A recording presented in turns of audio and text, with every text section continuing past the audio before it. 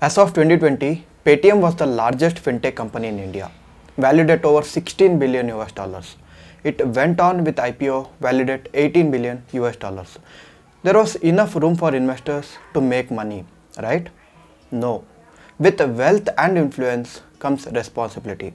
I'm disappointed at the valuation this company scored for IPO. I'm disappointed at SEBI for not doing what it was established to do and towards the investors who buy at any valuation.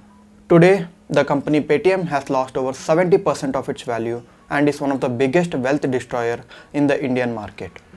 What led to this? Hello everyone, I'm Rakshith Pai and in this video, I'll explain FinTech and other software-based companies. Should we invest in them?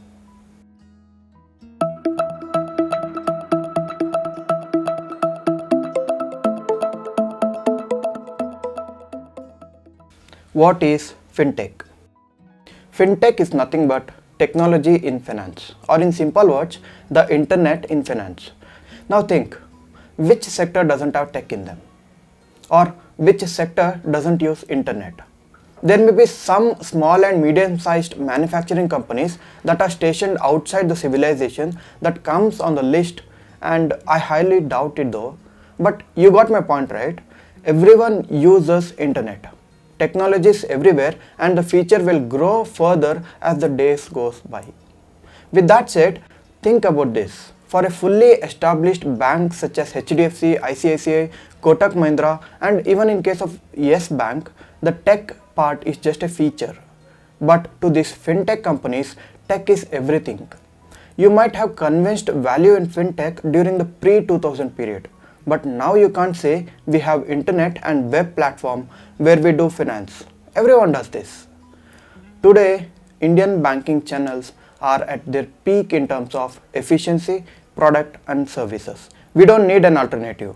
And even if we do, these banking giants will provide it at any point in future. If not, they'll lose their business.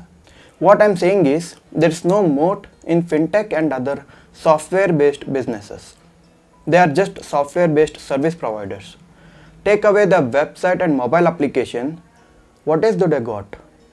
So Zomato, Swiggy, Paytm, PhonePe and such companies, although providing good services to their customers, they need not be valued so high. I call these firms storytellers, and Paytm has been at the forefront of storytelling.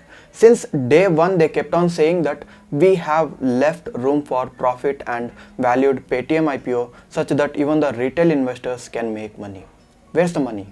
My dear investors, there is one and only one factor that can make money in the stock market, and that is when the company you have invested in is making money or could make money in the future. Paytm drains money out like anything.